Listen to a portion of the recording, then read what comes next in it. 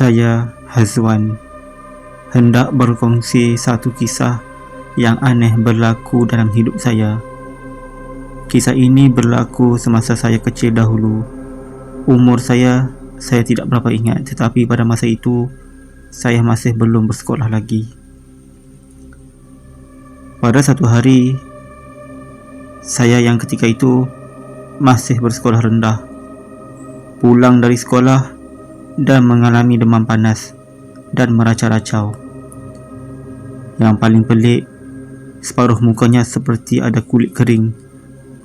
Apa yang dikatakan oleh ayah dan mak saya, kemungkinan abang saya terkena sampuk. Kerana apa yang terjadi, abang saya seminggu tidak ke sekolah, sehinggakan saya keheranan apa yang berlaku kepadanya. Satu malam, kami sekeluarga beramai-ramai tidur di ruang tamu rumah. Di sebelah kanan saya merupakan sofa kulit. Di sebelah kiri, ayah, kemudian abang saya yang sakit, kemudian mak saya, dan akhirnya kakak saya. Setiap kali hendak tidur, saya memang suka sangat berselumbung dengan selimut. Selimut saya agak jarang dan boleh tembus melihat luar.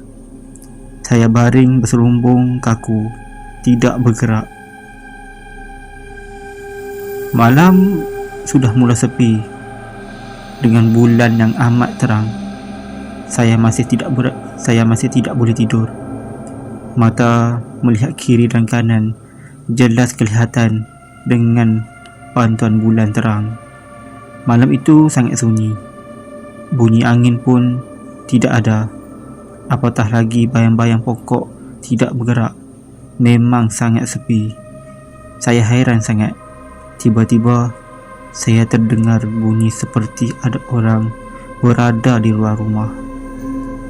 Saya mula membesarkan mata, melihat merata dalam keadaan berselumbung kaku seperti mayat. Saya tetap diam. Kemudian saya ternampak dari terang cahaya bulan, jelas kelihatan ada orang di luar rumah, berjalan berjengkek-jengkek. Saya mula menggigil dan meremang bulu roma. Kemudian muncul satu kumpulan asap putih yang besar. Cahaya itu muncul satu lembaga, jelas seperti manusia lelaki, berbadan sedang sahaja, gelap, hitam dan sangat tinggi. Saya cuba tahan ketakutan saya sambil keraskan badan semata-mata tidak mahu sampai lembaga itu perasan yang saya masih tidak tidur lagi. Kemudian lembaga itu hilang dan menjelma duduk di sofa sebelah saya. Siap dengan bunyi sama seperti mana kalau kita duduk di atas sofa. Sangat menggerunkan, namun saya tetap diam. Tidak lama kemudian, lembaga itu merangkak ke arah abang saya, dan jelas kelihatan tangan lembaga itu membuat sesuatu ke muka abang saya. Abang saya mula meracau, dan lembaga itu kembali bangun berdiri, tegak di depan kaki abang. Agak lama juga ia berdiri.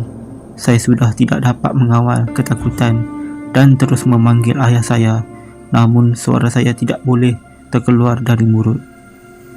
Lembaga itu terus berpaling ke arah saya.